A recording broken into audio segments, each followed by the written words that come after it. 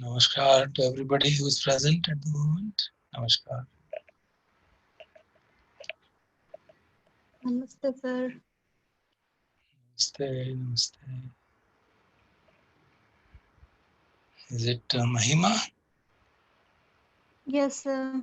Good, good. Yes, sir. Namaste.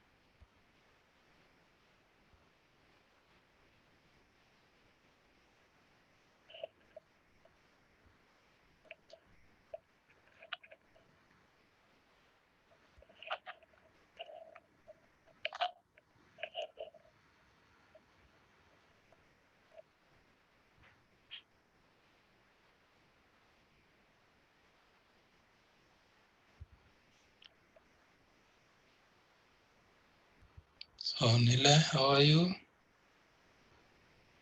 ठीक हो? Yes sir. पढ़ाई हो रही है? सर अभी थोड़ा कम है लेकिन हो रही है। Keep it up.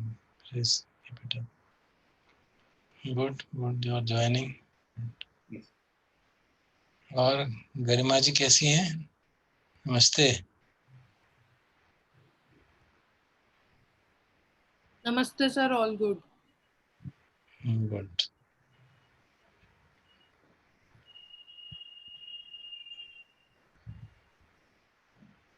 आप कैसे हैं सर? ठीक हूँ. ठीक है, चल रहा है. आपकी दीदी ठीक है? हाँ सर. ज्वाइन कर रही हैं आज? नहीं कर पा रही. किया होगा उसने? नहीं किया अभी तक. पता नहीं, मुझे दिख नहीं रहा नाम उसका. हो सकता है मीटिंग होती है, वो कह रही थी उनको, आंटी को. कि वो दूसरे रूम में. I am not sure. अभी देखती हूँ. Good. So Hari, welcome. Welcome to Dhammarama.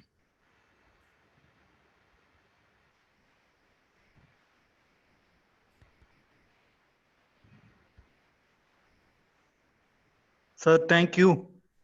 Good, good. Shortly connect. Maybe tomorrow or so in the afternoon I will connect with you. Got the permission? Okay. All the best. Thank you. Start now.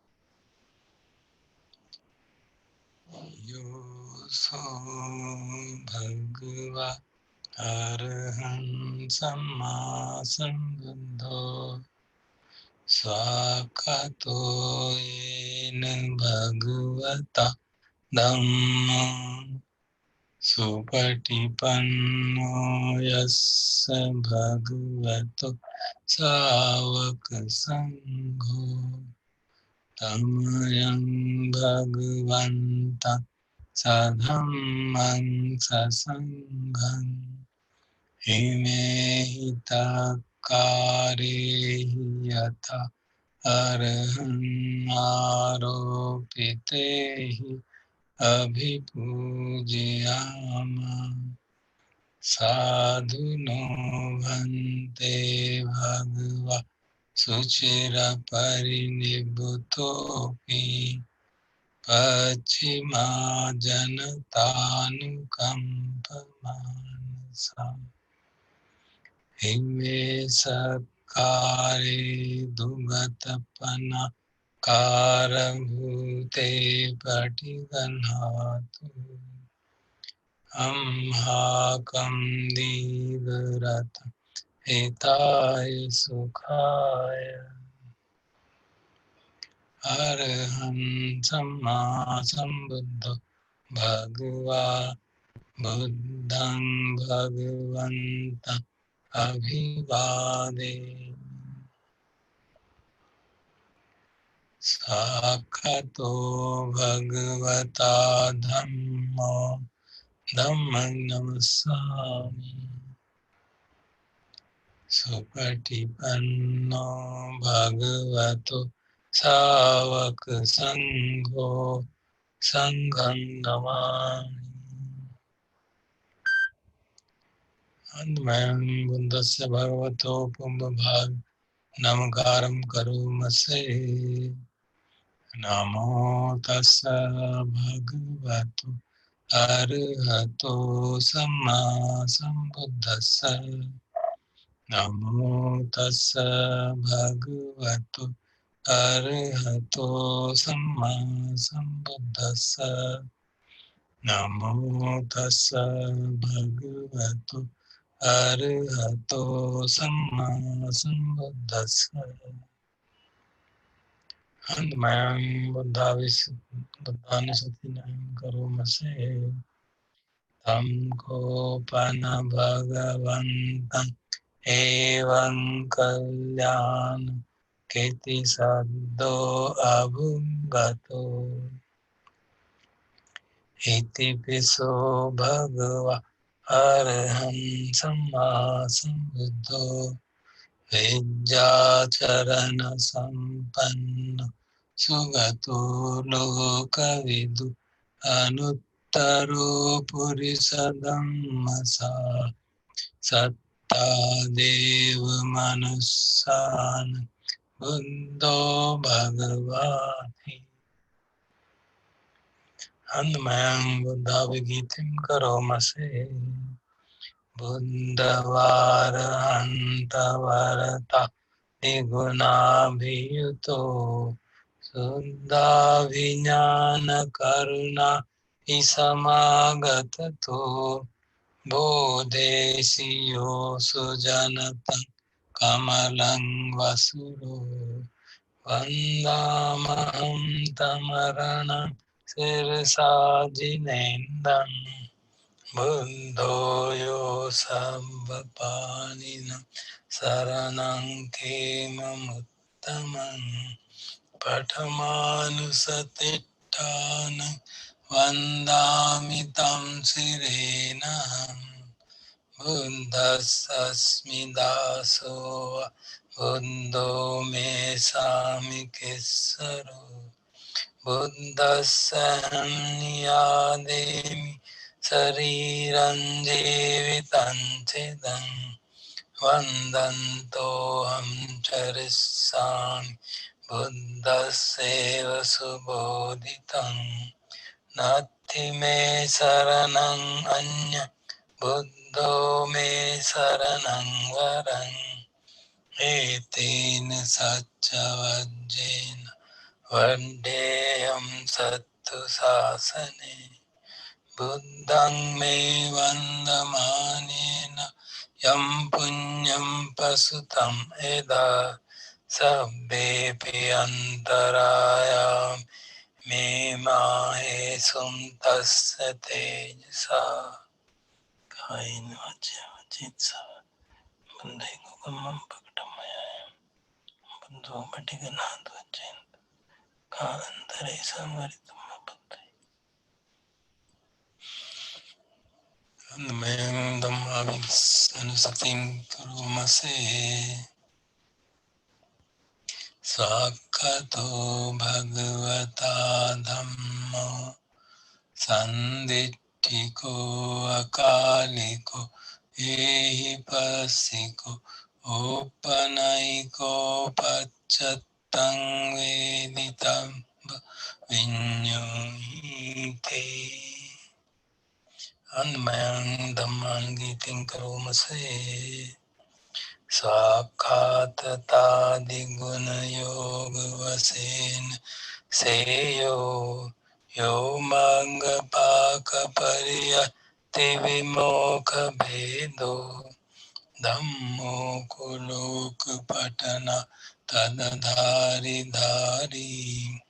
वन्दामहं तमरं वरधम्ममेतं धम्मो यो सब्बपानिनं शरणं खेममुत्तमं द्वितीयानुसतिष्ठान वन्दामि तं शिरेणहं धम्मस्सस्मि दासो धम्मो मे सामिकेश्वरो धम्मस्सहं नियादेमि शरीरं जीवितं चिदं वन्दन्तोऽहं चरिष्यामि धम्मस्येव सुधम्मतं नास्ति मे शरणं अन्यं धम्मो मे शरणं वरम् एतेन सच्चवज्जेन वड्डेऽहं सत्तु शासने धम्मं मे वन्दमानेन यं पुण्यं प्रसुतं यदा तब्बेऽपि अन्तरायामि माहेषुं तस्य तेजसा कायेन वाचा मनसा धम्मं प्रकटमया नमो पटिगनाद्वचेन कालान्तरे संवरितुं धम्मे अन्मयं संगाविसतिं संगानुसतिनायं करोमसे सुपटिपन्नो भगवतो सावकसङ्घो उजुपटिपन्नो भगवतो सावकसङ्घो न्यायपटिपन्नो भगवतो सावकसङ्घो यदिदं चत्ता स्वामीचि पटिपन्नो भगवतो सावकसङ्घो यदिदं चत्तारि पुरुषयुगा अट्ठपुरुषपुङ्गला येषु भगवतो सावकसङ्घो आहुनेयो बाहुनेयो दक्षिणेयो अञ्जलिकरणीयो अनुत्तरं पुण्यक्षेत्रं लोकसाति अन्मयं संघानुस्मृतिं करोमसे सद्धमजो सुपटिपतिगुणादियुतो यो अट्टविधो हरियपुङ्गल सङ्गसेठो शीलादिधम्मपवराशयका चित्तो वन्दामहं तमरियान्गनं सुशुद्धं सङ्घो यो सर्वपाणिनं शरणं खेममुत्तमं ततीयानुसतिष्ठानं वन्दामि तं शिरेणहं संघस्सस्मि दासो वा संगो मे सामिकिस्सरो संगस्सहं नियादेमि शरीरं जीवितं चिदं वन्दन्तोऽहं चरिष्यामि संगस्यैव पटिपन्नतम् नास्ति मे शरणं अन्यं संगो मे शरणं वरम् एतेन सच्चवज्जेन वड्डेयं सत्तु शासने संगं मे वन्दमानेन यं पुण्यं प्रसुतं इद तब्बेऽपि अन्तराय माहेशुं तस्य तेजसा कायेन वाचा मनसा संगैककम्मं प्रकटं संगोपटिगनाथच्चिन्त कालान्तरे संवर्तु।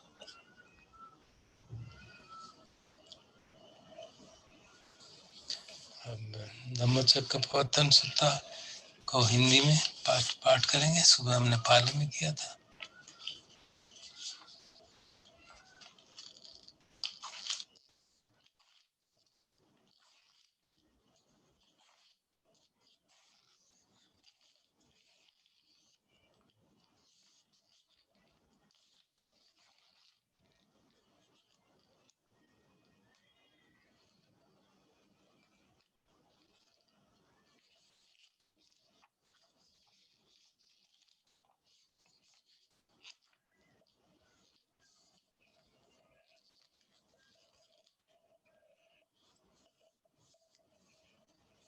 तथागत ने अद्वितीय संबोधि प्राप्ति के बाद धर्म चक्र प्रवर्तन का अतुलनीय प्रथम उपदेश दिया।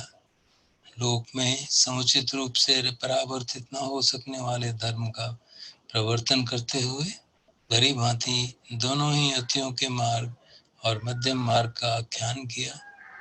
धर्मराज ने चारों आर्य सत्यों विशुद्ध ज्ञान दर्शन का व्याख्यान किया। आइए महान धर्म को प्रकाशित करने वाले धर्म चक्र प्रवर्तन सूत्र का संगायन करें।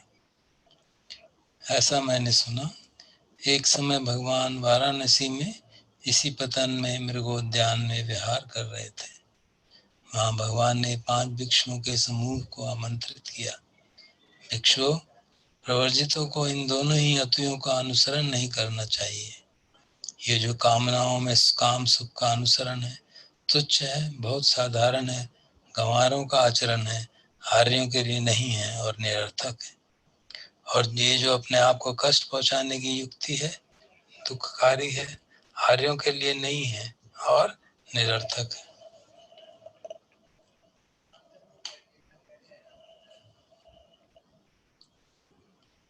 भिक्षु, इन दोनों अतियों का परिवर्जन कर तथागत ने मध्यम मार्ग के द्वारा संबोधि प्राप्त की, जो ज्ञान चक्षु देने वाला है, अंतर्दृष्टि देने वाला है, परम शांति देने वाला है, विशेष ज्ञान दिलाने वाला है, बोधि तक पहुंचाने वाला है और निर्वाण तक पहुंचाने वाला है। और भिक्षु, मध्य मार्ग क्या है? जो ज्ञान चक्षु देने वाला है, अंतर्दृष्टि देने वाला है, परम शांति देने वाला है, विशेष ज्ञान दिलाने वाला है, बोधि तक पहुंचाने वाला है और निर्वाण तक पहुंचाने वाला है।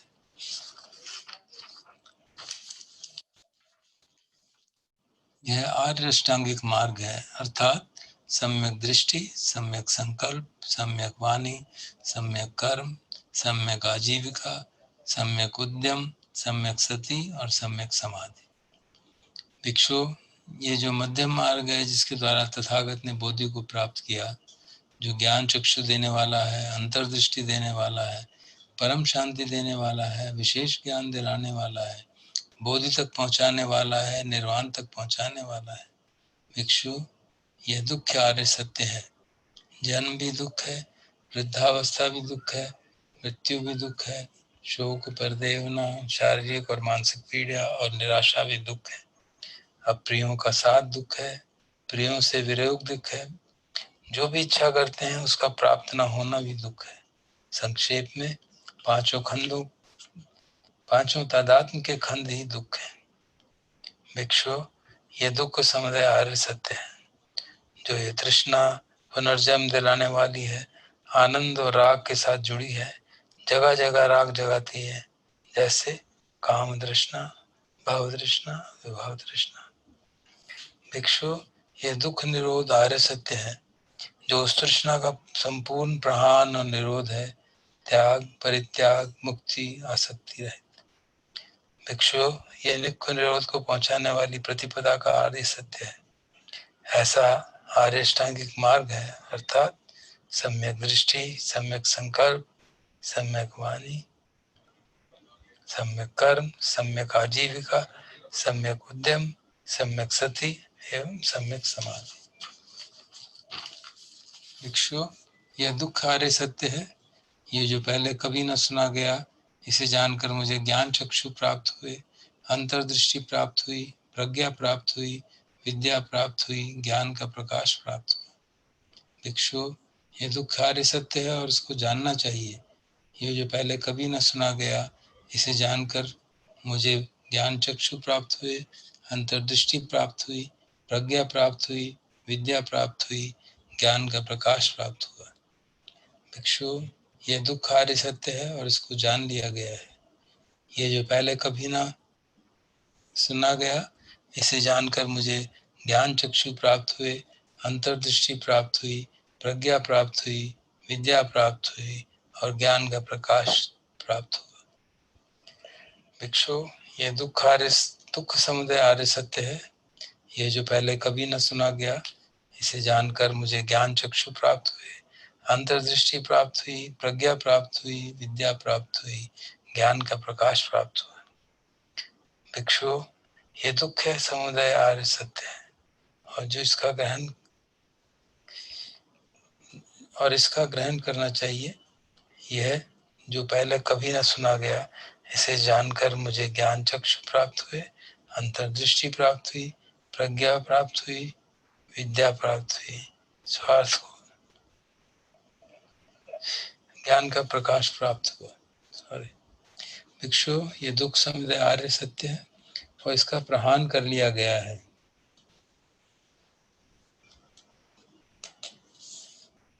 यह दुख समुदय आर्य सत्य है और इसका प्रहान करना चाहिए।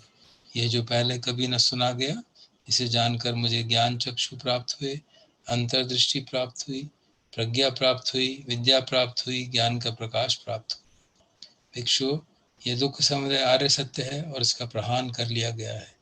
यह जो पहले कभी न सुना गया, इसे जानकर मुझे ज्ञान चक्षु प्राप्त हुए, अंतर्दृष्टि प्राप्त हुई, प्रज्ञा प्राप्त हुई, विद्या प्राप्त हुई, ज्ञान का प्रकाश प्राप्त हुआ। भिक्षु, यह दुख निरोध आर्य सत्य है। ये जो पहले कभी न सुना गया, इसे जानकर मुझे ज्ञान चक्षु प्राप्त हुए, अंतर्दृष्टि प्राप्त हुई, प्रज्ञा प्राप्त हुई, विद्या प्राप्त हुई, ज्ञान का प्रकाश प्राप्त हुआ। भिक्षु, इस दुख निरोध आर्य सत्य का साक्षात्कार करना चाहिए। ये जो पहले कभी न सुना गया, इसे जानकर मुझे ज्ञान चक्षु प्राप्त हुए, अंतर्दृष्टि प्राप्त हुई, प्रज्ञा प्राप्त हुई, विद्या प्राप्त हुई, ज्ञान का प्रकाश प्राप्त हुआ। भिक्षु, इस दुख निरोध आर्य सत्य का साक्षात्कार कर लिया गया है। यह जो पहले कभी न सुना गया, इसे जानकर मुझे ज्ञान चक्षु प्राप्त हुए, अंतर्दृष्टि प्राप्त हुई, प्रज्ञा प्राप्त हुई, विद्या प्राप्त हुई, ज्ञान का प्रकाश प्राप्त हुआ। भिक्षु, ये दुख निरोध गामिनी पटिपदा आर्य सत्य है। ये जो पहले कभी न सुना गया, इसे जानकर मुझे ज्ञान चक्षु प्राप्त हुए, अंतर्दृष्टि प्राप्त हुई, प्रज्ञा प्राप्त हुई, विद्या प्राप्त हुई, ज्ञान का प्रकाश प्राप्त हुआ।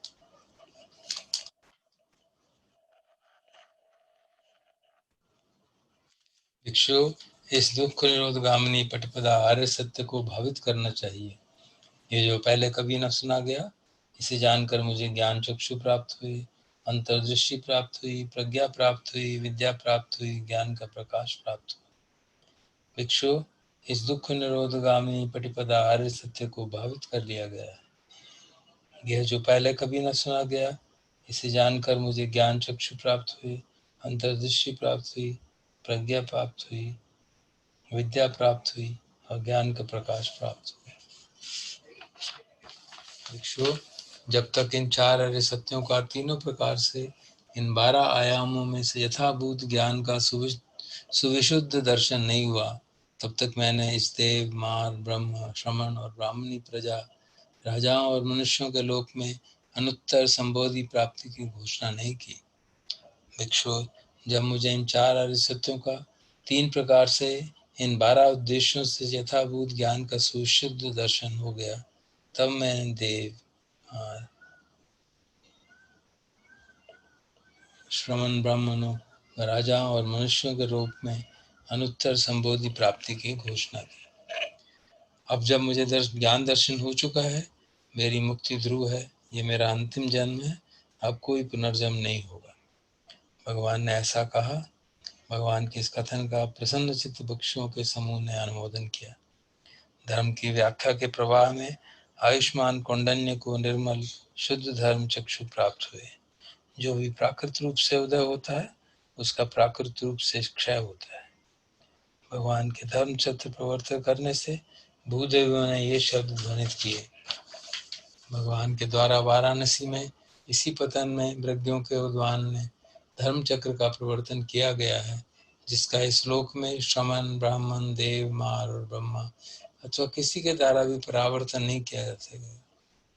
भूदेवियों के शब्द को सुन चातुर महाराज का देवों ने ऐसे शब्द ध्वनित किए। भगवान के द्वारा वाराणसी में इसी पतन में मृगों के उद्यान में धर्म चक्र का प्रवर्तन किया गया है, जिसका इस श्लोक में श्रमण, ब्राह्मण, देव, बार और ब्रह्मा अथवा किसी के द्वारा भी परावर्तन नहीं किया जा सकेगा। इसी प्रकार एक एक देवलोक चढ़ता जाता है। चातर महाराज का देवों के शब्दों को सुनकर तावतिंस देवों ने ऐसे शब्दों को ध्वनित किया। तावतिंसा देवों के शब्दों को सुन यामा देवों ने ऐसे शब्दों को ध्वनित किया। यामा देवों के शब्दों को सुन तुषित देवलोक के देवों ने ऐसे शब्दों को ध्वनित किया। तुषित देवलोक के शब्दों को सुन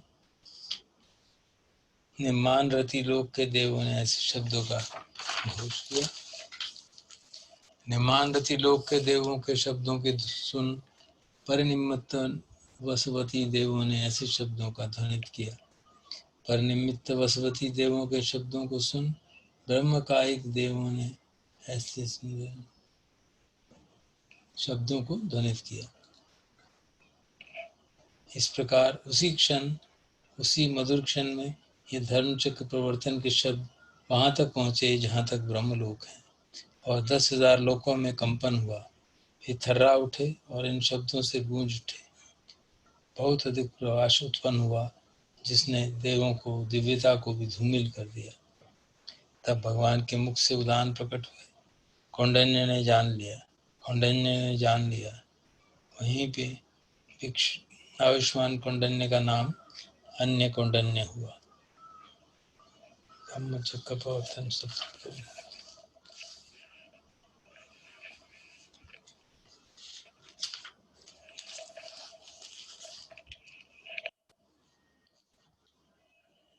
आज का प्रवचन सुनेंगे जान चाकी देशना।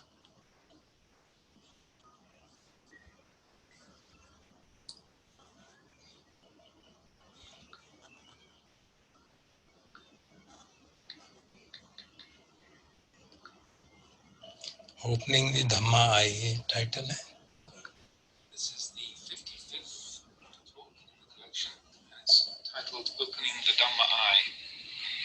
And this was originally published in Taste of Freedom, and it was a talk given at Wat Pah Pong to the Assembly of Monks and Novices in October of 1968. So this is one of the earlier ones that was recorded.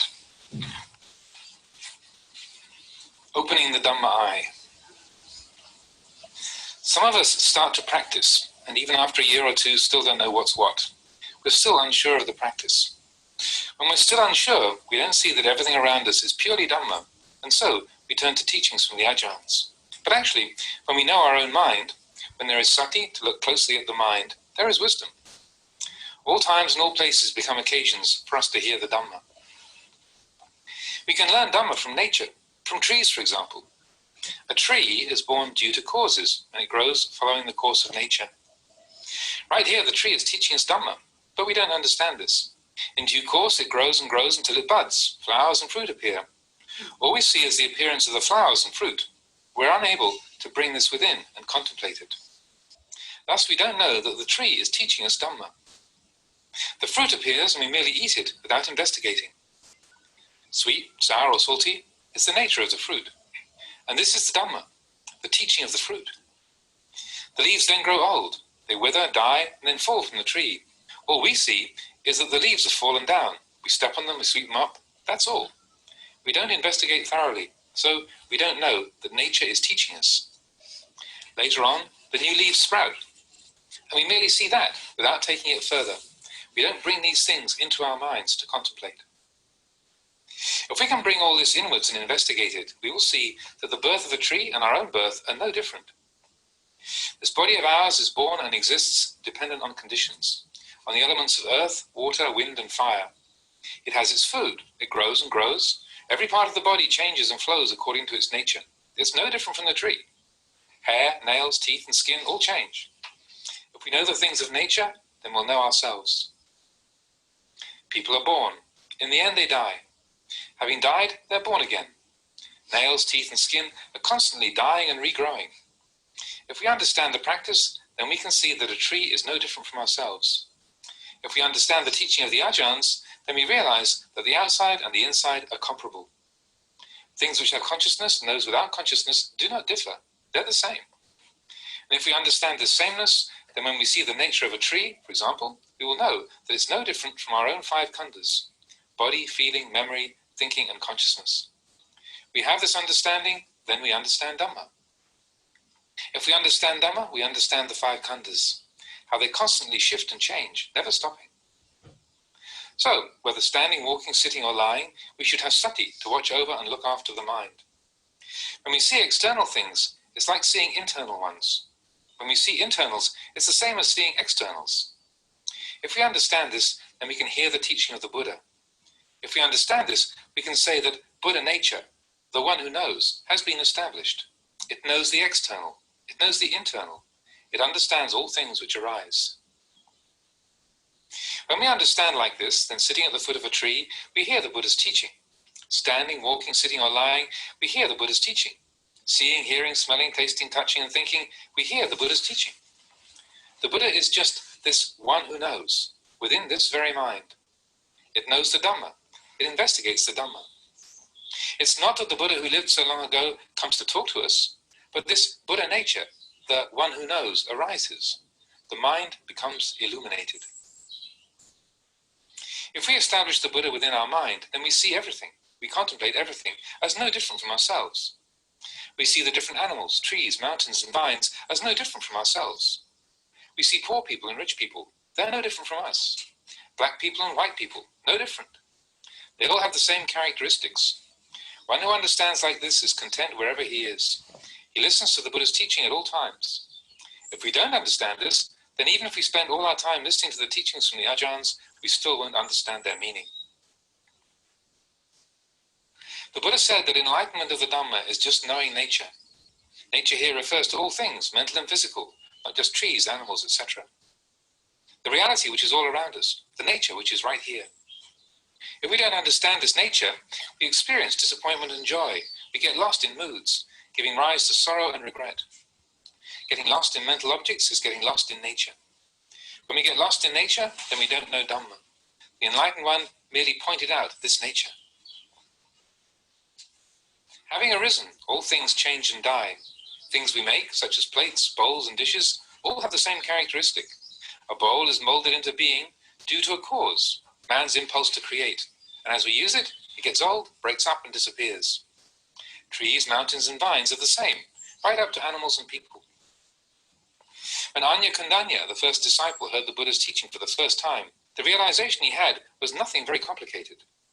He simply saw that whatever thing is born, that thing must change and grow old as a natural condition, and eventually it must die. Anya Kandanya had never thought of this before, or if he had, it wasn't thoroughly clear, so he hadn't yet let go. He still clung to the khandhas. As he sat mindfully listening to the Buddha's discourse, Buddha nature arose in him. He received a sort of Dhamma transmission, which was the knowledge that all conditioned things are impermanent. Anything which is born must have aging and death as a natural result.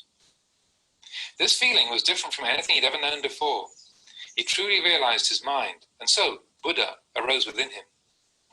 At that time, the Buddha declared that Anya Kandanya had received the eye of Dhamma. What is it that this eye of Dhamma sees? This eye sees that whatever is born has aging and death as a natural result. Whatever is born, quote unquote, means everything, whether material or immaterial. It all comes under this whatever is born. It refers to all of nature. Like this body, for instance. It's born and then proceeds to extinction. When it's small, it dies from smallness to youth. After a while, it dies from youth and becomes middle-aged. Then it goes on to die from middle age and reaches old age. Then finally reaches the end. Trees, mountains, and vines all have this characteristic. So, the vision or understanding of the one who knows clearly entered the mind of Anya Kandanya as he sat there. This knowledge of whatever is born became deeply embedded in his mind, enabling him to uproot attachment to the body. This attachment was Sakkaya Ditthi. This means that he didn't take the body to be a self or a being. He didn't see it in terms of he or me. He didn't cling to it. He saw it clearly, thus uprooting Sakkaya Ditthi. And then Vicikicca, doubt, was destroyed. Having uprooted attachment to the body, he didn't doubt his realization. Silabbata Paramasa, which means attachment to rite and rituals, was also uprooted. His practice became firm and straight. Even if his body was in pain or fever, he didn't grasp it. He didn't doubt. He didn't doubt because he had uprooted clinging. This grasping of the body is called Silabbata Paramasa. When one uproots the view of the body as being the self, grasping and doubt are finished with. When this view of the body as the self arises within the mind, grasping and doubt begin right there. So as the Buddha expounded the Dhamma, Anya Kandanya opened the eye of Dhamma. This eye is just the one who knows clearly. It sees things differently. It sees this very nature. Seeing nature clearly, clinging is uprooted and the one who knows is born. Previously he knew, but he still had clinging. You could say that he knew the Dhamma, but he still hadn't seen it. Or he'd seen the Dhamma, but still wasn't one with it. At this time the Buddha said, Kandanya knows. What did he know? He knew nature. Usually we get lost in nature, as with this body of ours. Earth, water, fire, and wind come together to make this body. It's an aspect of nature, a material object we can see with the eye. It exists depending on food, growing and changing, until finally it reaches extinction. Coming inwards, that which watches over the body is consciousness, just this one who knows, this single awareness. If it receives through the eye, it's called seeing. If it receives through the ear, it's called hearing. Through the nose, it's called smelling. Through the tongue, tasting. Through the body, touching. And through the mind, thinking. This consciousness is just one, but when it functions at different places, we call it different things. Through the eye, we call it one thing. Through the ear, we call it another. But whether it functions at the eye, ear, nose, tongue, body, or mind, it's just one awareness. Following the scriptures, we call it the six consciousnesses. But in reality, there is only one consciousness arising at these six different bases. There are six doors, but a single awareness, which is this very mind. This mind is capable of knowing the truth of nature. If the mind still has obstructions, then we say it knows through ignorance. It knows wrongly, and it sees wrongly. Knowing wrongly and seeing wrongly, or knowing and seeing rightly, is just a single awareness. We call it wrong view and right view, but it's just one thing. Right and wrong both arise from this one place. When there is wrong knowledge, we say that ignorance conceals the truth. When there is wrong knowledge, then there is wrong view, wrong intention, wrong action, wrong livelihood. Everything is wrong. And on the other hand, the path of right practice is born in this same place. When there is right, then the wrong disappears. The Buddha practiced enduring many hardships and torturing himself with fasting and so on, but he investigated deeply into his mind until finally he uprooted ignorance. All the Buddhas were enlightened in mind, because the body knows nothing. You can let it eat or not. It doesn't matter. It can die at any time. The Buddhas all practiced with the mind. They were enlightened in mind. The Buddha, having contemplated his mind, gave up the two extremes of practice, indulgence in pleasure and indulgence in pain. And in his first discourse, he expounded the middle way between these two. But we hear his teaching, and it grates against our desires. We're infatuated with pleasure and comfort, infatuated with happiness, thinking we're good, we're fine. This is indulgence in pleasure. It's not the right path. Dissatisfaction, displeasure, dislike and anger, this is indulgence in pain. These are the extreme ways which one on the path of practice should avoid. These ways are simply the happiness and unhappiness which arise. The one on the path is this very mind, the one who knows. If a good mood arises, we cling to it as good. This is indulgence in pleasure. If an unpleasant mood arises, we cling to it through dislike. This is indulgence in pain. These are the wrong paths. They aren't the ways of a meditator. They're the ways of the worldly, those who look for fun and happiness and shun unpleasantness and suffering. The wise know the wrong paths, but they relinquish them, they give them up. They are unmoved by pleasure and pain, happiness and suffering. These things arise, but those who know them don't cling to them. They let them go according to their nature. This is right view. When one knows this fully, then there's liberation. Happiness and unhappiness have no meaning for an enlightened one. The Buddha said that the enlightened ones were far from defilements. This doesn't mean that they ran away from defilements. They didn't run away anywhere. Defilements were there. He compared it to a lotus leaf in a pond of water. The leaf and the water exist together. They're in contact, but the leaf doesn't become damp.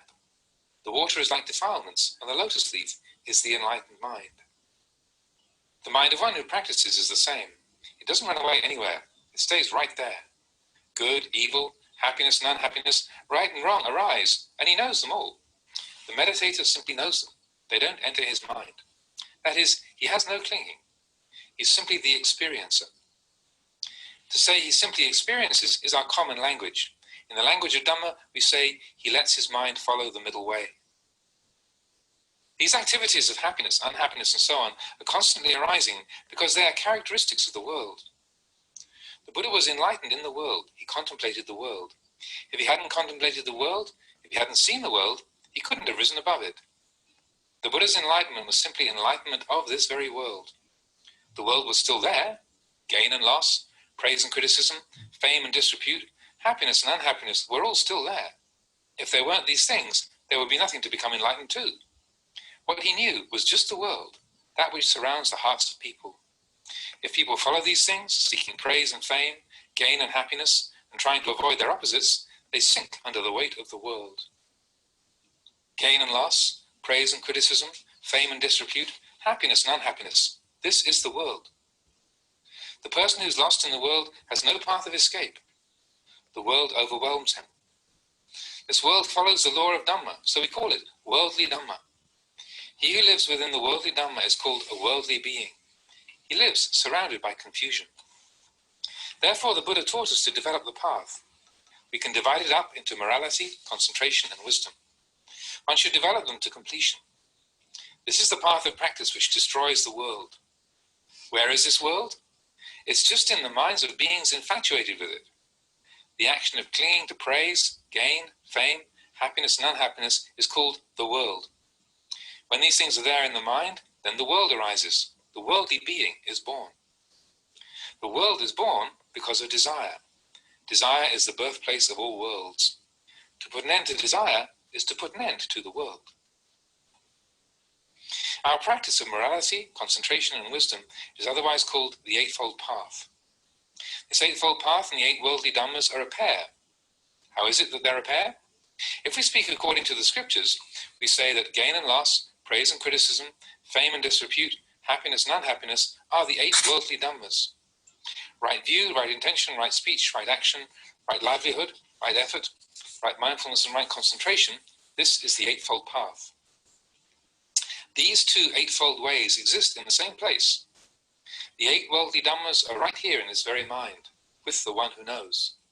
But this one who knows has obstructions, so it knows wrongly, and thus becomes the world. It's just this one who knows, no other. The Buddha nature has not yet arisen in this mind. It has not yet extracted itself from the world. The mind like this is the world. When we practice the path, when we train our body and speech, it's all done in that very same mind. It's in the same place, so they see each other. The path sees the world. If we practice with this mind of ours, we encounter this clinging to praise, fame, pleasure, and happiness, and we see the attachment to the world. The Buddha said, "You should know the world. It dazzles like a king's royal carriage. Fools are entranced, but the wise are not deceived." It's not that he wanted us to go all over the world, looking at everything, studying everything about it. He simply wanted us to watch this mind which attaches to the world. When the Buddha told us to look at the world, he didn't want us to get stuck in it. He wanted us to investigate it, because the world is born just in this mind. Sitting in the shade of a tree, you can look at the world. When there is desire, the world comes into being right there. Wanting is the birthplace of the world. To extinguish wanting is to extinguish the world. When we sit in meditation, we want the mind to become peaceful, but it's not peaceful. Why is this? We don't want to think, but we think. It's like a person who goes to sit on an ant's nest. The ants just keep on biting him. When the mind is the world, then even sitting still with our eyes closed, all we see is the world. Pleasure, sorrow, anxiety, confusion, it all arises. Why is this? It's because we still haven't realized Dhamma. If the mind is like this, the meditator can't endure the worldly Dhammas. He doesn't investigate it. It's just the same as if he was sitting on an ant's nest. The ants are going to bite because he's right on their home. So, what should he do? He should look for some poison or use fire to drive them out. But most Dhamma practitioners don't see it like that. If they feel content, they just follow contentment. Feeling discontent, they just follow that. Following the worldly Dhammas, the mind becomes the world. Sometimes we may think, I can't do it, it's beyond me. So we don't even try. This is because the mind is full of defilements. The worldly Dhammas prevent the path from arising. We can't endure in the development of morality, concentration, and wisdom. It's just like that man sitting on the ant's nest. He can't do anything. The ants are biting and crawling all over him. He's immersed in confusion and agitation. He can't rid his sitting place of the danger, so he just sits there, suffering. So it is with our practice. The worldly Dhammas exist in the minds of worldly beings. When those beings wish to find peace, the worldly Dhammas arise right there.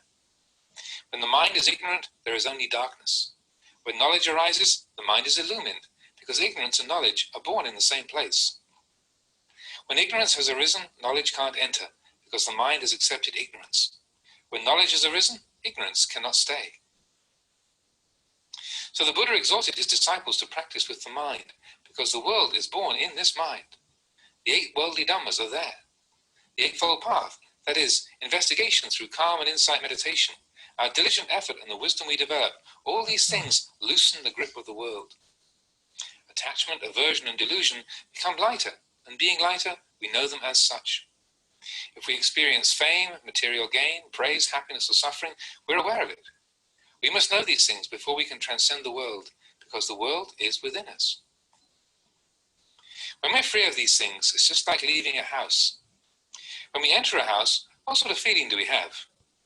We feel that we've come through the door and entered the house. When we leave the house, we feel that we've left it. We come into the bright sunlight. It's not dark like it was inside. The action of the mind entering the worldly Dhammas is like entering the house. The mind which has destroyed the worldly Dhammas is like one who has left the house. So the Dhamma practitioner must become one who witnesses the Dhamma for himself. He knows for himself whether the worldly Dhammas have left or not, whether or not the path has been developed. When the path has been well developed, it purges the worldly Dhammas. It becomes stronger and stronger. Right view grows as wrong view decreases, until finally the path destroys defilements. Either that, or defilements will destroy the path. Right view and wrong view. There are only these 2 ways. Wrong view has its tricks as well, you know. It has its wisdom, but it's wisdom that's misguided. The meditator who begins to develop the path experiences a separation. Eventually, it's as if he is 2 people, one in the world and the other on the path.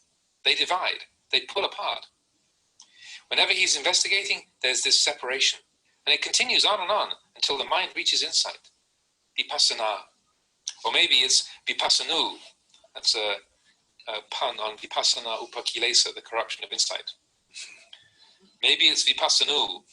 Having tried to establish wholesome results in our practice, seeing them, we attach to them. This type of clinging comes from our wanting to get something from the practice. This is vipassana, the wisdom of defilements, i.e. defiled wisdom. Some people develop goodness and cling to it. They develop purity and cling to that. Or they develop knowledge and cling to that. The action of clinging to that goodness or knowledge is vipassana, infiltrating our practice. So when you develop vipassana, be careful. Watch out for vipassana, because they're so close that sometimes you can't tell them apart. But with right view, we can see them both clearly. If it's vipassana, there'll be suffering arising at times as a result. If it's really vipassana, there's no suffering. There's peace. Both happiness and unhappiness are silenced. This you can see for yourself. This practice requires endurance. Some people, when they come to practice, don't want to be bothered by anything. They don't want friction. But there's friction the same as before. We must try to find an end to friction through friction itself. So if there's friction in your practice, then it's right. If there's no friction, it's not right. You just eat and sleep as much as you want. When you want to go anywhere or say anything, you just follow your desires. The teaching of the Buddha grates. The supramundane goes against the worldly. Right view opposes wrong view. Purity opposes impurity. The teaching grates against our desires. There's a story in the scriptures about the Buddha before he was enlightened. At that time, having received a plate of rice, he floated that plate on a stream of water, determining in his mind, if I am to be enlightened, may this plate float against the current of the water. And the plate floated upstream. That plate was the Buddha's right view, or the Buddha nature that he became awakened to. It didn't follow the desires of ordinary beings. It floated against the flow of his mind. It was contrary in every way. These days, in the same way, the Buddha's teaching is contrary to our hearts. People want to indulge in greed and hatred, but the Buddha won't let them. They want to be deluded, but the Buddha destroys delusion. So the mind of the Buddha is contrary to that of worldly beings. The world calls the body beautiful. He says, it's not beautiful. They say the body belongs to us. He says, not so. They say it's substantial. He says, it's not. Right view is above the world. Worldly beings merely follow the flow of the stream. Continuing on, when the Buddha rose from that spot, he received 8 handfuls of grass from a Brahmin. The real meaning of this is that the 8 handfuls of grass were the 8 worldly dhammas: gain and loss, praise and criticism, fame and disrepute, happiness and unhappiness. The Buddha, having received this grass, determined to sit on it and enter samadhi. The action of sitting on the grass was itself samadhi. That is, his mind was above the worldly dhammas, subduing the world until it realized the transcendent. The worldly dhammas became like refuse for him. They lost all meaning. He sat over them, but they didn't obstruct his mind in any way.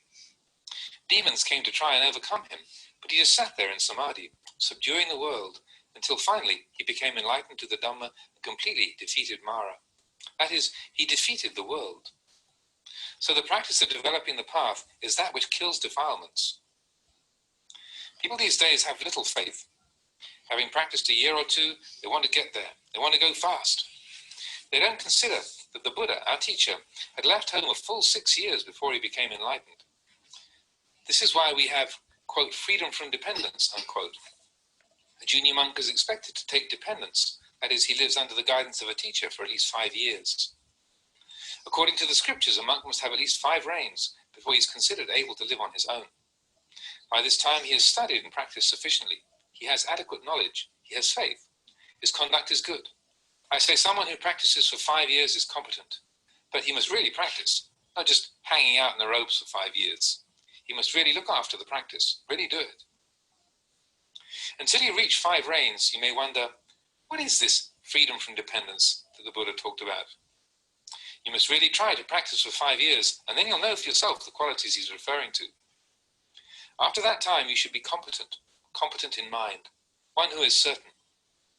At the very least, after 5 reigns, one should be at the first stage of enlightenment. This is not just 5 reigns in body, but 5 reigns in mind as well.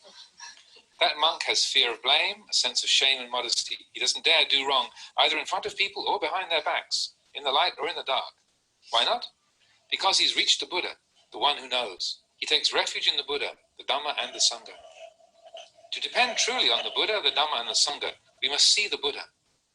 What use would it be to take refuge without knowing the Buddha? If we don't yet know the Buddha, the Dhamma, and the Sangha, our taking refuge in them is just an act of body and speech. The mind still hasn't reached them. Once the mind reaches them, we know what the Buddha, the Dhamma, and the Sangha are like. Then we can really take refuge in them, because these things arise in our minds. Wherever we are, we'll have the Buddha, the Dhamma, and the Sangha within us. One who is like this doesn't dare commit evil acts. This is why we say that one who has reached the first stage of enlightenment will no longer be born in the woeful states. His mind is certain. He's entered the stream. There is no doubt for him. If he doesn't reach full enlightenment today, it'll certainly be sometime in the future. He may do wrong, but not enough to send him to hell. That is, he doesn't regress to evil bodily and verbal actions. He's incapable of it. So we say that person has entered the noble birth. He cannot return. This is something you should see and know for yourselves in this very life.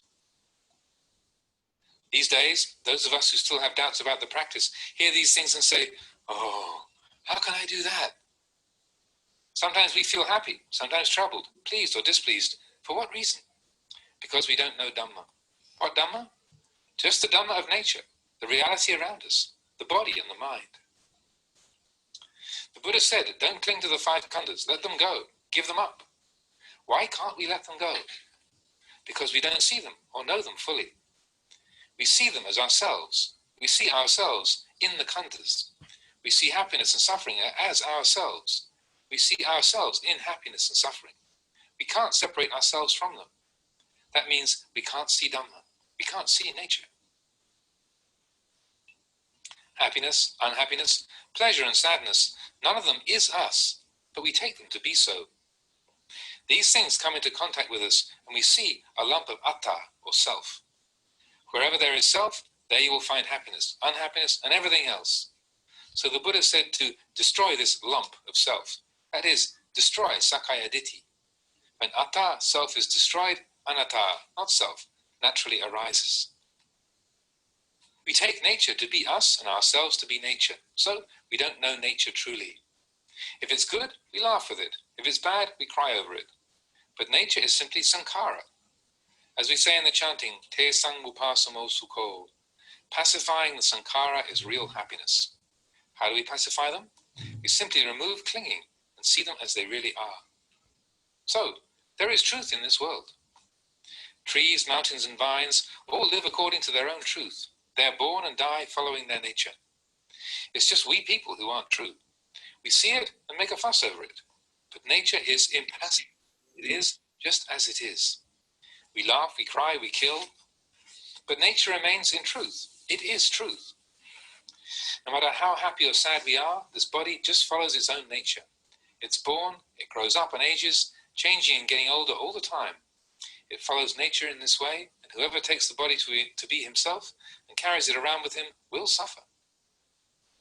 So Anya Kandanya recognized this whatever is born in everything, be it material or immaterial. His view of the world changed. He saw the truth. Having got up from his sitting place, he took that truth with him. The activity of birth and death continued, but he simply looked on. Happiness and unhappiness were arising and passing away, but he merely noted them. His mind was constant. He no longer fell into the woeful states. He didn't get overpleased or unduly upset about these things. His mind was firmly established in the activity of contemplation. There, Anya Kandanya had received the eye of Dhamma. He saw nature, what we call sankhara, according to the truth. Wisdom is that which knows the truth of sankhara. This is the mind which knows and sees Dhamma, the mind which has surrendered. Until we have seen the Dhamma, we must have patience and restraint. We must endure. We must renounce. We must cultivate diligence and endurance. Why must we cultivate diligence? Because we're lazy. Why must we develop endurance? Because we don't endure. That's the way it is. But when we are already established in our practice, have finished with laziness, then we don't need to use diligence. If we already know the truth of all mental states, if we don't get happy or unhappy over them, we don't need to exercise endurance, because the mind is already Dhamma. The one who knows has seen the Dhamma. He is the Dhamma. When the mind is Dhamma, it stops. it has attained peace. There's no longer a need to do anything special, because the mind is Dhamma already.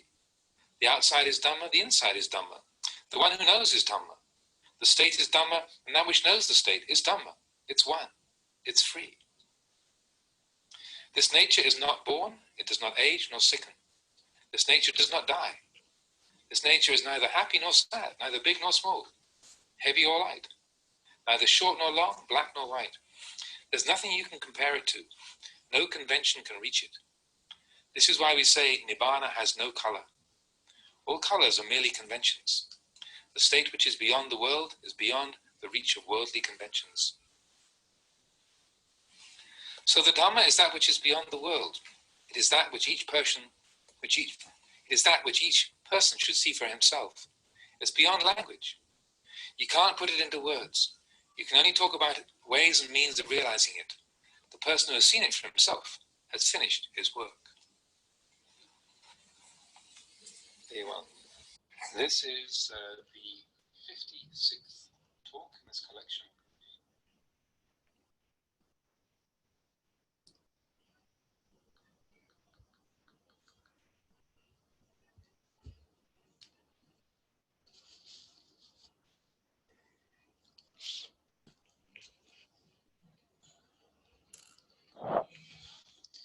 इसका हिंदी अनुवाद करता हूँ संक्षेप में।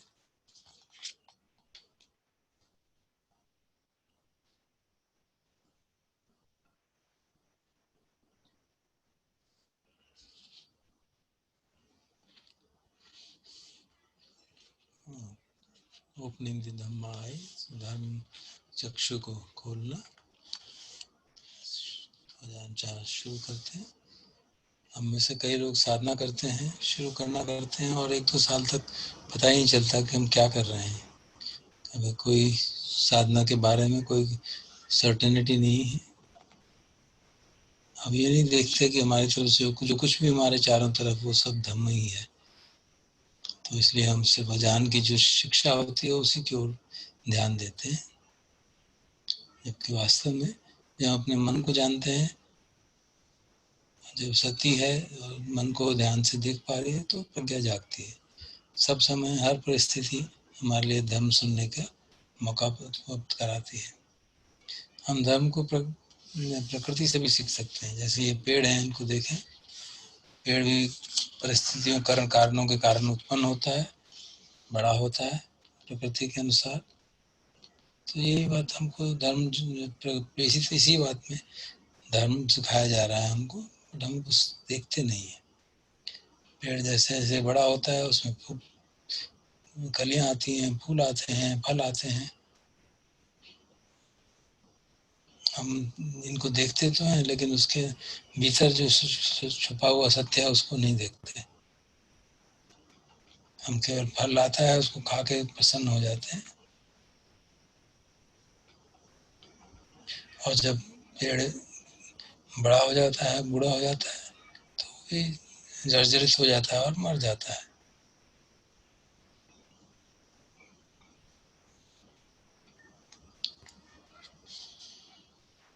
जब हम पेड़ों को नीचे गिरा हुआ देखते हैं, पत्तों को नीचे गिरा हुआ देखते हैं, हम उनको साफ कर देते हैं, लेकिन उस पर विचार विमर्श नहीं करते कि प्रकृति हमें कुछ सिखा रही है। और जब नए पत्ते आते हैं तब भी हम ये नहीं देखते कि प्रकृति कुछ हमें सिखाना चाहती है। अगर हम सब कुछ अंतर्मुखी होकर देखें, उसको इन्वेस्टिगेट करें, तो हम देखेंगे कि पेड़ का जन्म और हमारे जन्म में कोई फर्क नहीं है। हमारा शरीर भी परिस्थितियों के कारण उत्पन्न होता है, और इसमें भी पृथ्वी, वायु, जल, अग्नि तत्व हैं, जिसके लिए भी भोजन चाहिए।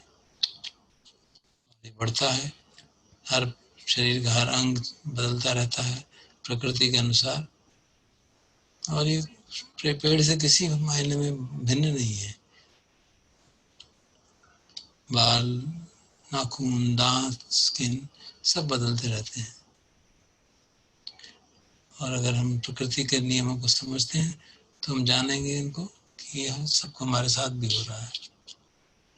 लोग भी पैदा होते हैं और मर जाते हैं, फिर मरते हैं और फिर पैदा हो जाते हैं, और ये क्रम चलता ही रहता है। तो हम समझ सकते हैं कि जो बाहर है वही भीतर है। जिन चीजों में चेतना है और जिनमें चेतना नहीं है उनमें खास फर्क नहीं है, वो एक ही जैसे हैं।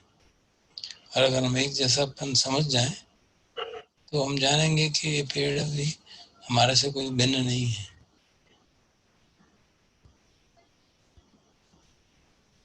इस प्रकार चाहे हम बैठे हों, खड़े हों, चल रहे हों, लेटे हों, हम पास सजगता रहनी चाहिए और हम निरंतरता से अपने मन को देख सकें। जब बाहर देखें तो उसी तरह है जैसे हम अंदर देख रहे हैं, और जब अंदर देख रहे हैं तो वैसा ही है जैसे बाहर देख रहे हैं। और अगर हम इस बात को समझ जाएं तो हम भगवान की शिक्षा हर समय सुन सकते हैं। जब हम ऐसा समझ जाते हैं तो हम कहते हैं जो बुद्ध नेचर है या जो जानने वाला है वो एस्टेब्लिश हो गया है। वो बाहर जानता है, भीतर भी जानता है, और सब चीज़ों को जैसे वो उपजती हैं उनको समझता है। तो फिर अब ऐसी स्थिति जब होती है तो पेड़ के नीचे बैठे हुए भी हम भगवान की शिक्षा सुन सकते हैं। चलते फिरते उठते बैठते भगवान की शिक्षा सुनते हैं। देखते सुनते सूंघते खांसते सोचते हम भगवान की शिक्षा सुनते हैं। क्योंकि बुद्ध तो वही है जो जानने वाला है, जो हमारे भीतर है। ये धर्म को जानता है और धर्म को इन्वेस्टिगेट करता है, उसका विवेचन करता है। ये ऐसा नहीं कि भगवान बुद्ध जो बहुत समय पहले हुए थे हमसे आके बात कर रहे हैं, लेकिन ये बुद्ध नेचर जो है हमारे में, जो हमारी जानने की क्षमता है, वो उपलब्ध है। मन हमारा प्रफुल्लित हो जाता है।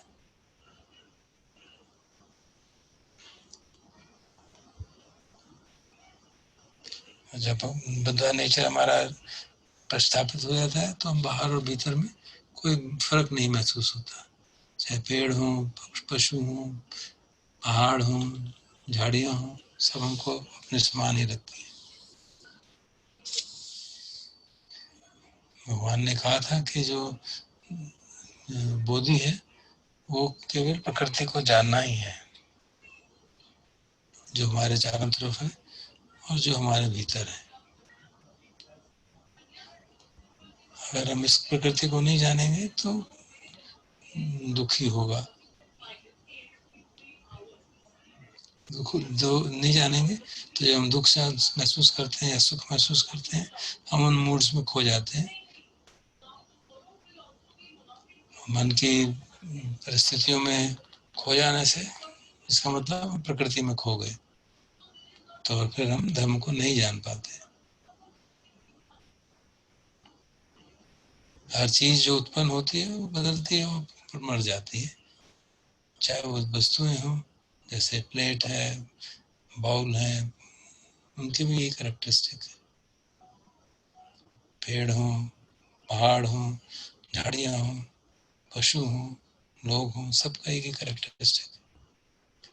जब अन्या कौंडिन्य जो पहले शिष्य थे भगवान के, उन्हें शिक्षा सुनी तो जो उनकी रियलाइजेशन था वो बहुत कोई कॉम्प्लिकेटेड चीज़ नहीं थी।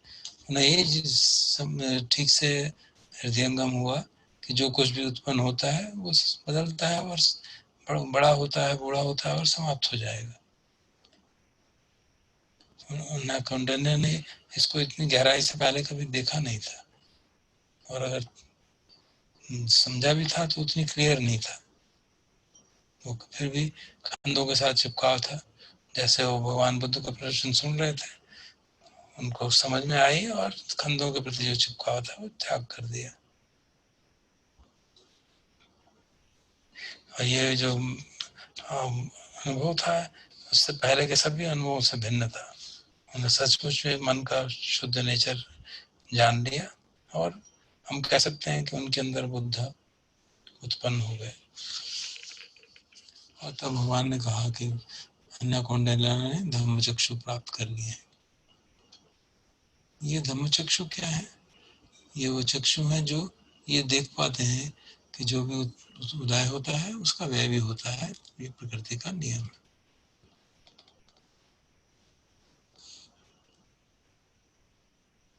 तो ये विजन, ये अंडरस्टैंडिंग अन्या कौंडिन्य में ठीक तरह से प्रस्थापित हुई जब वो वहां बैठे हुए थे,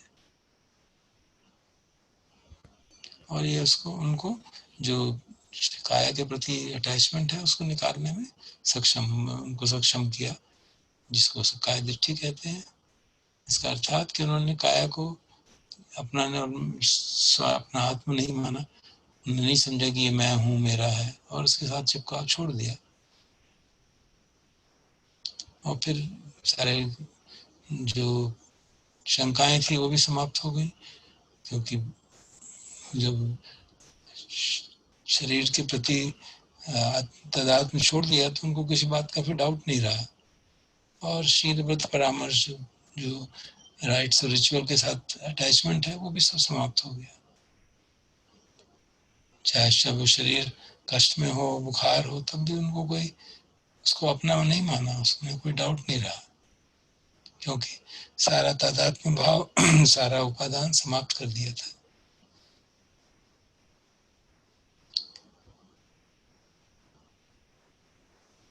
जब हम कोई शरीर को अपना न मानने का भाव कि अपना मानने का भाव त्याग कर देता है तो सारे उपादान और शंकाएं समाप्त हो जाती हैं। तो जब भगवान धम्म का देशना दे रहे थे, अन्या कौंडिन्य ने धर्म चक्षु खुल गए, वो ठीक से देख पाए। वो देखना सामान्य देखना से बिल्कुल भिन्न है।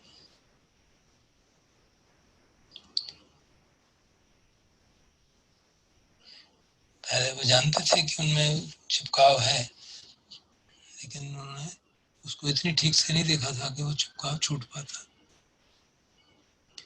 जब भगवान बुद्ध ने कहा कि कौंडिन्य जानता है, तो क्या जानते हैं? वो प्रकृति को जानते हैं, प्रकृति में खोने की जगह वो उसको जानते हैं कि शरीर जो है हमारा अग्नि, पृथ्वी, जल, वायु तत्वों से बना है, प्रकृति का भाग है। एक ऐसा पदार्थ है जिसे हम अपनी आँख से देख पाते हैं, और ये जीवित रहता है भोजन के ऊपर, और बढ़ता है, बदलता रहता है, और अंत में समाप्त हो जाता है। अंदर की ओर चलते हैं तो देखते हैं कि जो शरीर को जानता है वो चेतना, कॉन्शियसनेस, यही एक अकेली अवेयरनेस है जो हमारे भीतर है। और यही अवेयरनेस जब आँख के माध्यम से देखती, ऑपरेट करती है तो देखती है, कान के माध्यम से सुनती है, नाक के माध्यम से सूंघती है, जीवा के माध्यम से टेस्ट करती है। ये चेतना केवल एक ही है, लेकिन जब ये अलग अलग स्थान से काम करती है तो अलग अलग नाम दिए जाते हैं। हाँ, जो स्क्रिप्चर्स है उसमें 6 तरह की कॉन्शियसनेस कहते हैं, लेकिन वास्तव में ये सब एक ही है, और जो 6 अन्य जो इंद्रियां हैं उनके आधार पे ऑपरेट करती है। 6 दरवाजे हैं, लेकिन अवेयरनेस एक ही है।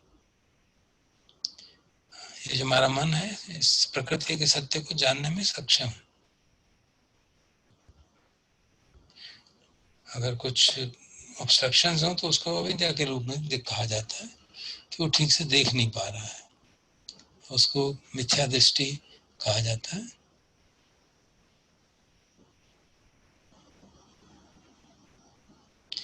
क्या हम ठीक जान रहे हो चाहे गलत जान रहे हो, जानने वाली बात तो वही है, एक ही अवेयरनेस है जो जानती है।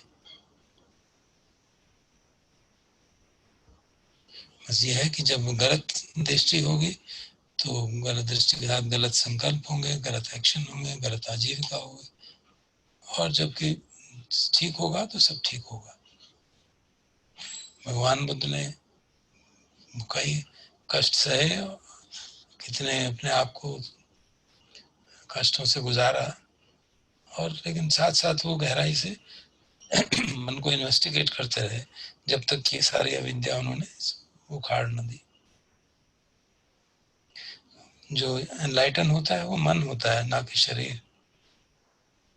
शरीर कुछ खाए या ना खाए उससे ज्यादा फर्क नहीं पड़ता। हाँ, मर सकता है।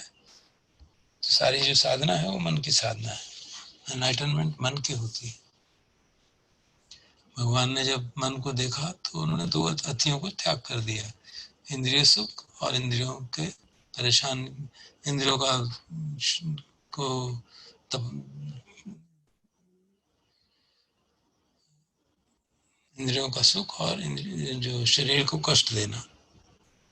और प्रथम सूत्र में उन्होंने धम्मचक्र प्रवर्तन सूत्र में मध्यम मार्ग समझाया। जब हम इस तरह की शिक्षा सुनते हैं तो ये हमारी इच्छाओं के विपरीत सी लगती है, क्योंकि हम सुख प्रसन्नता के प्रति बहुत अटैच रहते हैं और इंद्रिय सुख के प्रति अटैच रहना ठीक रास्ता नहीं है। और इसी प्रकार नाराजगी, परेशानी, दुख, इससे तादात्म्य बनाना भी दुख ही है। ये दोनों अतियां हैं जो हमें छोड़ देनी चाहिए।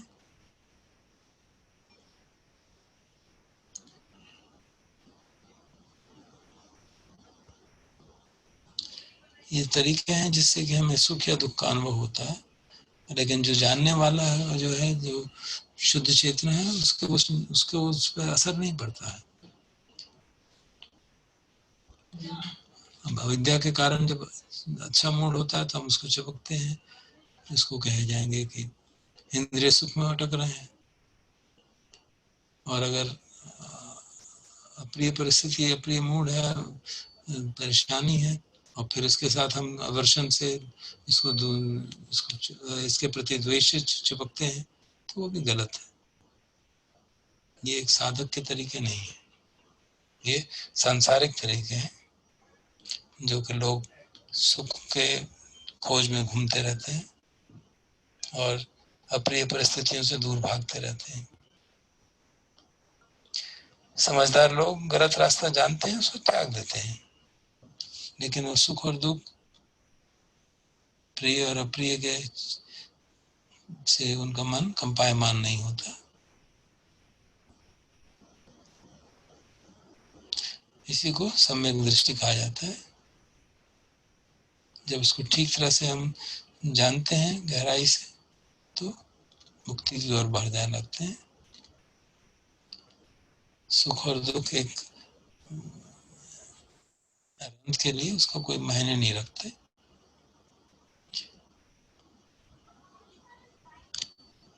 क्योंकि सारे विकार जो हैं उनके समाप्त हो गए हैं।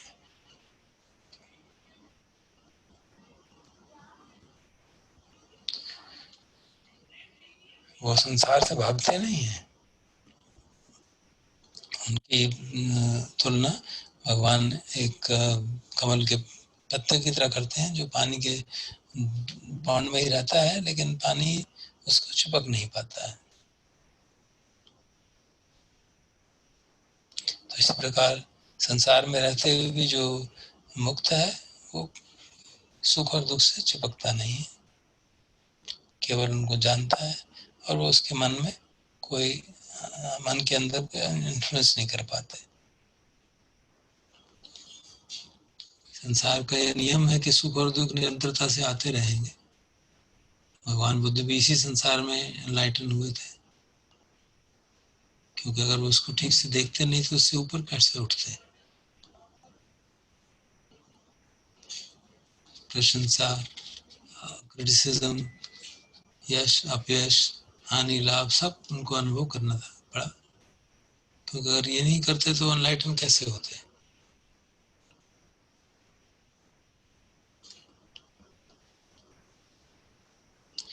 ये जो 8 चीज लोग धर्म है, यही संसार है।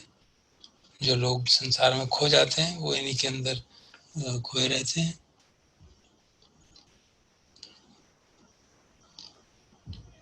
और इससे ऊपर उठने के लिए भगवान ने हमें मार्ग सिखाया, शील समाधि प्रज्ञा का मार्ग, जो हमको परिणति तक, पूरा समाप्ति तक, कंप्लीशन तक ले जाना चाहिए। और इसीलिए कहा जाता है कि ये मार्ग जो है संसार को नष्ट कर देता है। संसार को नष्ट करने का क्या मतलब, कि संसार के प्रति जो आकर्षण है उसको नष्ट कर देता है। संसार हमारे पे कोई असर नहीं डाल पाता है। इसी को आर्य अष्टांगिक मार्ग भी कहा जाता है।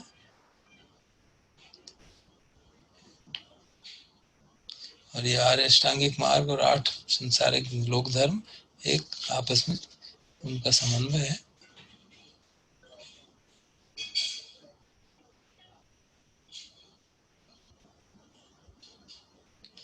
दोनों एक ही स्थान पर रहते हैं, अष्टांगिक मार्ग और अष्ट लोक धर्म। वो इसी मन में ही जागते हैं, और जब मन को जानता है,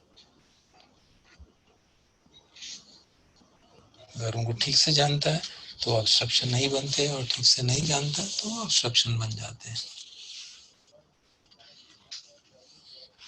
जब मन ट्रेनिंग करते हैं अपनी वाणी की, अपने शरीर की, तो वो भी उसी मन के माध्यम से करते हैं। भगवान ने कहा था कि तुमको संसार को देखना चाहिए, ये एक ऐसी राजा की रथ के समान है, सुंदर रथ की तरह, जिसके कारण मूर्ख लोग तो उसमें एन्चेंट हो जाते हैं, जो समझदार लोग उससे छले नहीं जाते। वो ये नहीं कह रहे थे कि हमको सारे संसार को घूम के देखना चाहिए और समझना चाहिए। अब अगर अपने मन को जान लें जो कि संसार से चिपकता है, तो वही महत्वपूर्ण बात है। जब हम ध्यान में बैठते हैं तो हम चाहते हैं कि मन शांत हो जाओ, लेकिन वो शांत होता नहीं। कहते हैं कि सोचना नहीं है, लेकिन हम सोचते हैं। ये ऐसा ही है जैसे कोई आदमी जाके चींटियों के झुंड पे जाके बैठ जाए, चींटियां उसको काटती रहेंगी।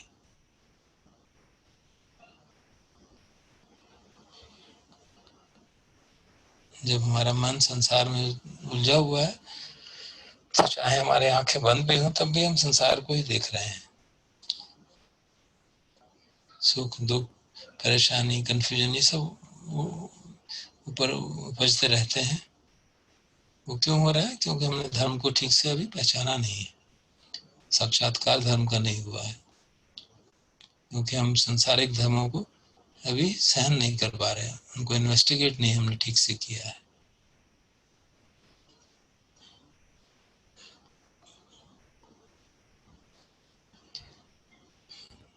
लेकिन अधिकतर साधक इस बात को ठीक से देखते नहीं है। अगर संतोष है तो वो संतोष के साथ ही जो चिपक जाते हैं, असंतोष है तो उसके साथ तादात्म्य बना लेते हैं, और इस तरह से हमारा मन, उनका मन जो है संसारी बन जाता है। कभी वो सोचते हैं अरे मेरे बस का नहीं है, छोड़ दो, मेरे बस, मुझे चले जाना चाहिए, क्योंकि मन में विकार जो है संसारिक धर्म से भरे पड़े हैं। हम शील समाधि प्रज्ञा को, मार्ग के जो कठिनाइयां उसको सहन नहीं कर पा रहे, क्योंकि लोक धर्म तो हम सब लोगों के मन में है।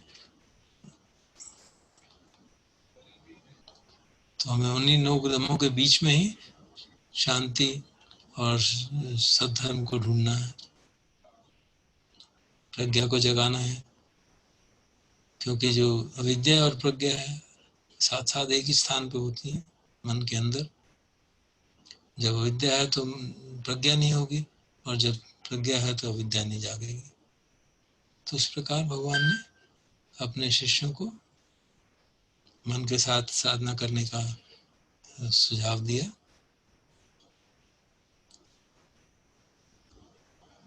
क्योंकि आर्य अष्टांगिक मार्ग और 8 लोक धर्म इसी मन में ही उत्पन्न होते हैं। जब हम इन चीजों से मुक्त हो जाते हैं तो ऐसा ही है जैसे घर छोड़ के हम जा रहे हैं। जब हम घर में पहुंच जाते हैं तो कैसा महसूस होता है? हमें लगता है कि हम दरवाजे के माध्यम से घर के अंदर आए हैं, और जब हम घर छोड़ के जाते हैं तो हमें लगता है कि हम दरवाजे से छोड़ के बाहर अच्छी रोशनी में चले आ गए हैं। वहां ऐसा अंधेरा नहीं है जैसा घर के दरवाजे के अंदर, घर के अंदर था। जब मन में लोक धर्म होते हैं तो इस समान है जैसे हम घर के अंदर घुस गए, और जब सद्धर्म होता है तो ऐसा ही है कि जब घर से बाहर आ गए।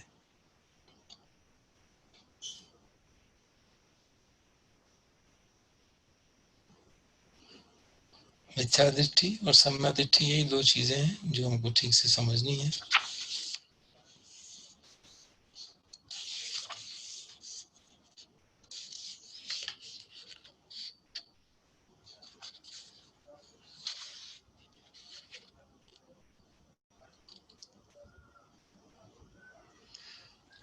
जब साधना करते हैं तो ऐसा कई बार रहता है कि एक तरफ से मन एक संसार की दिशा में जा रहा है, दूसरा मन धर्म की दिशा में जा रहा है।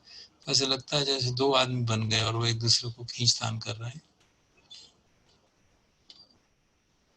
अब अगर जो जानने वाला है, हमारा क्षमता है, वो सजग है और हम ठीक से इन्वेस्टिगेट कर पा रहे हैं इस बात को, तो मन सचमुच में अंतर्दृष्टि प्राप्त करता है, जिसे विपश्यना कहा जाता है।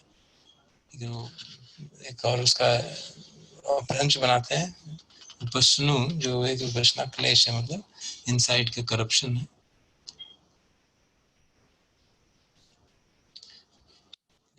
लिंगिंग के साथ करेंगे तो विपश्यना की जगह विपश्यनु हो जाएगा। हमारी विजडम जो है डिफाइल हो जाएगी, गंदी, वो मिथ्या दृष्टि वाली बात हो जाएगी।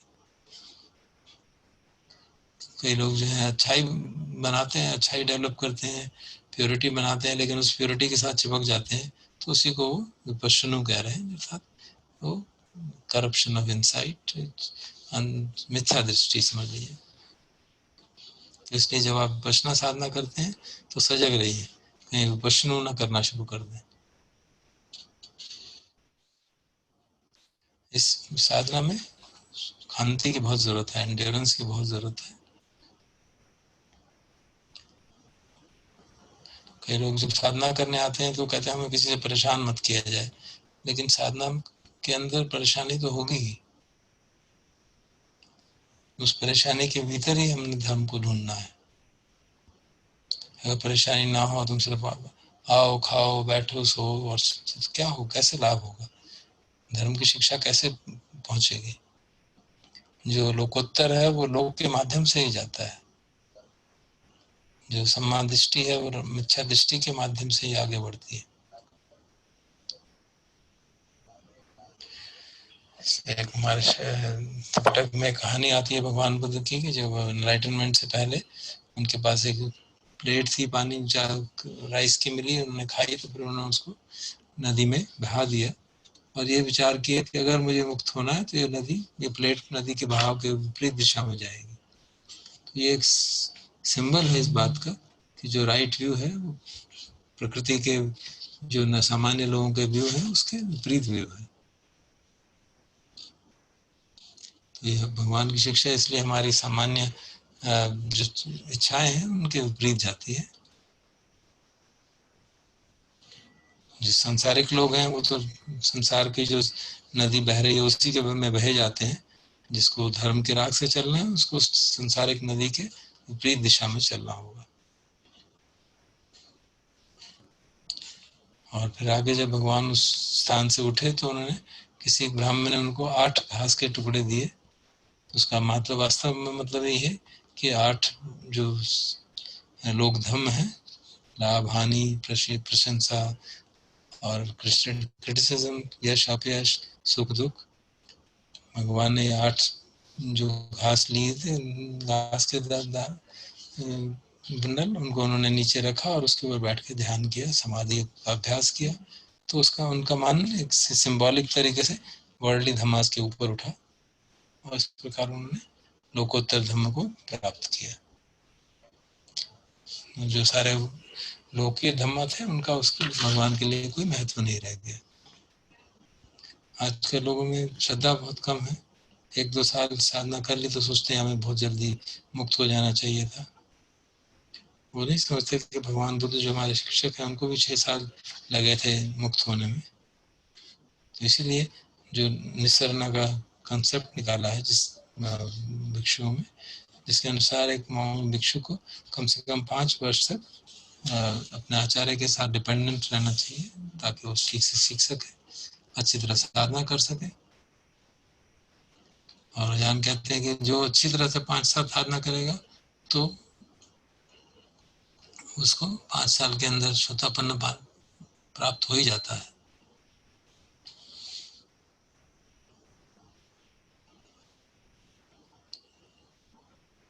क्योंकि 5 वर्षावास शरीर के नहीं है, ये मन के हैं। जिस जो भिक्षु है उसको हिरी और तप्पा का भाव रहना चाहिए। किसी के सामने या लोगों के पीछे भी कोई गलत काम नहीं करना चाहिए। और जब वो मुक्त की जिस धम्म के स्रोत में पढ़ता है मुक्ति के, तो जो जानने वाला है वो तो हमेशा उसके साथ ही रहता है। अगर हम सचमुच में बुद्ध धम्म संघ के ऊपर आश्रय रहते हैं तो हमको बुद्ध को देखना चाहिए, अर्थात जो हमें जानने वाली क्षमता है, बुद्धो जिसे कहा जाता है, वो कल्टीवेट करनी चाहिए।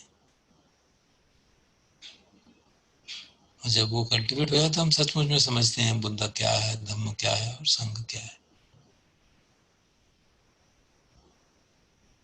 ऐसा आदमी कभी भी गलत काम नहीं करेगा क्योंकि वो निरंतरता से देख रहा है। इसलिए कहा जाता है कि जो श्रोतापन्न बन गया वो कभी इस तरह के काम नहीं करेगा जिससे कि वो निरय लोग के नीचे के लोगों के अंदर अगला जन्म हो, क्योंकि उसका चित्त शंकाओं से मुक्त हो गया है, कोई उसको डाउट नहीं रह गया है।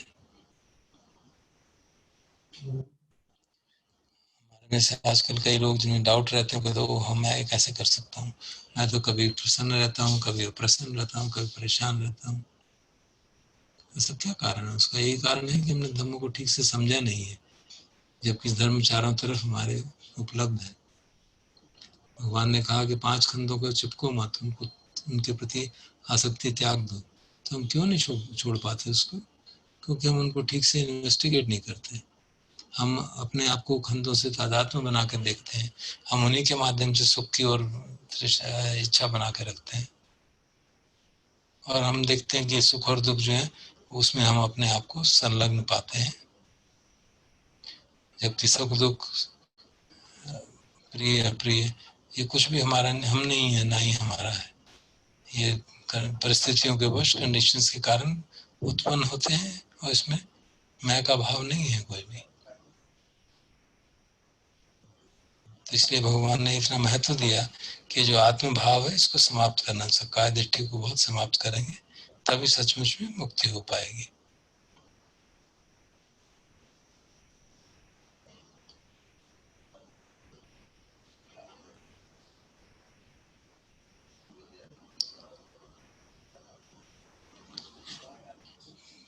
तो इस संसार में बाहर की प्रकृति में भी सत्य है और हमारे भीतर भी सत्य है।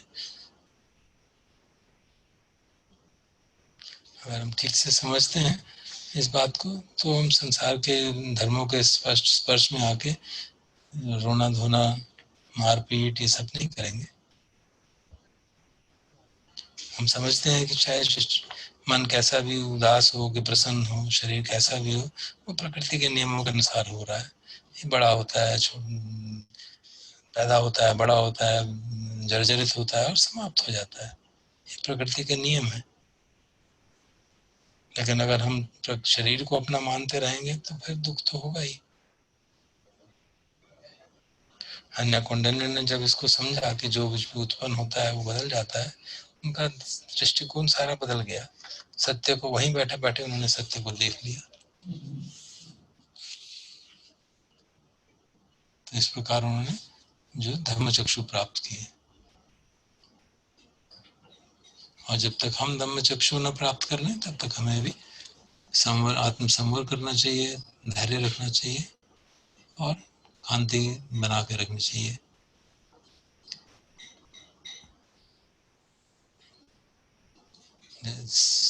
अभ्यास की निरंतरता बनाए रखनी चाहिए और आलस्य को त्याग देना चाहिए।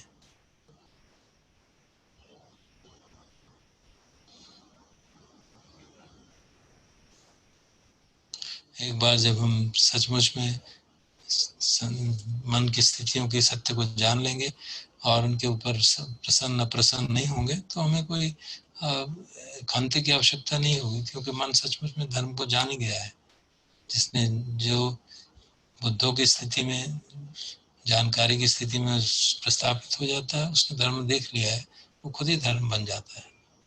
और जब मन धर्म बन जाता है तो शांत हो जाता है, उसे कुछ और करने की आवश्यकता नहीं रहती। जो हमारा वास्तविक स्वरूप है वो ना पैदा होता है ना मरता है। ये प्रकृति जो है मरती नहीं है, ना ये प्रकृति ना ही प्रसन्न होती है ना अप्रसन्न होती है, ना बड़ी है ना छोटी है। आप इसको किसी चीज से, सामान्य कन्वेंशन से मैच नहीं कर सकते। इसलिए कहा जाता है कि निब्बान जो है ट्रांसेंडेंट है, उसका ना कोई रंग है ना रूप है, जो संसार की कन्वेंशन से के ऊपर है, लोकोत्तर है।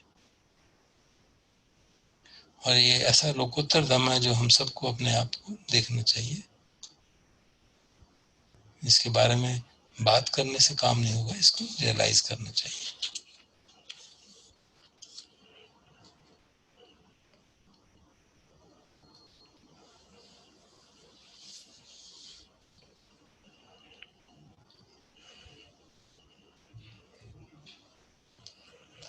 ट्रांसलेशन करने में पूरा समय निकल गया, तो समापन करते हैं फिर, क्योंकि करुणा ब्रह्म विहार के लिए थोड़ा ज़्यादा समय चाहिए, तो कल सुबह करेंगे।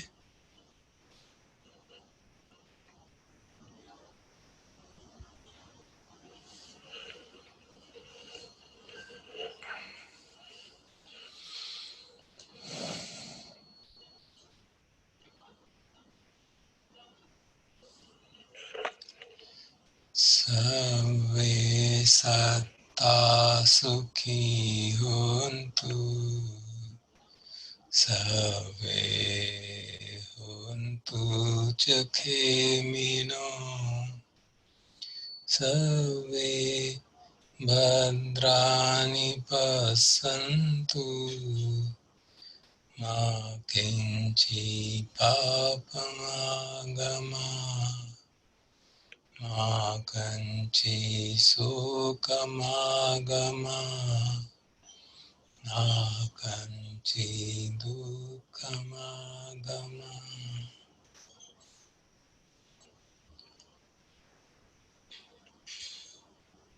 भवतु सर्वमङ्गलं, रक्षन्तु सर्वदेवता, सर्वबुद्धानुभावेन सदा सुखी भवन्तु ते। भवतु सर्वमङ्गलं, रक्षन्तु सर्वदेवता, सर्वधर्मानुभावेन सदा सुखी भवन्तु ते। भवतु सर्वमङ्गलं, रक्षन्तु सर्वदेवता, सर्वसङ्घानुभावेन सदा सुखी भवन्तु ते।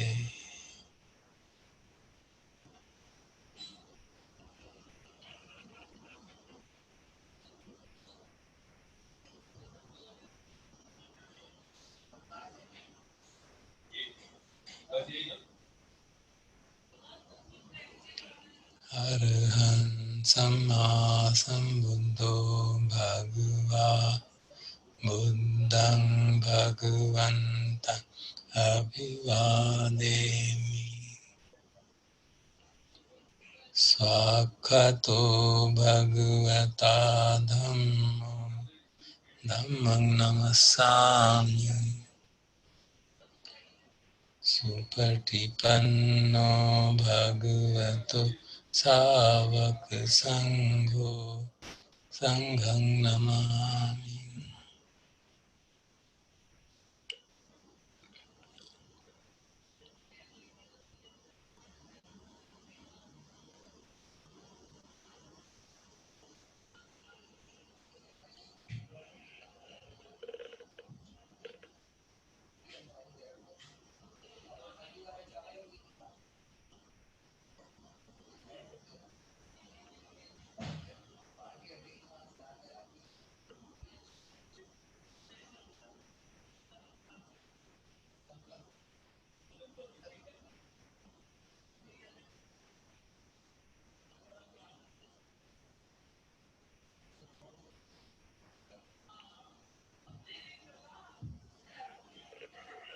सभी भाई बहनों को नमस्कार।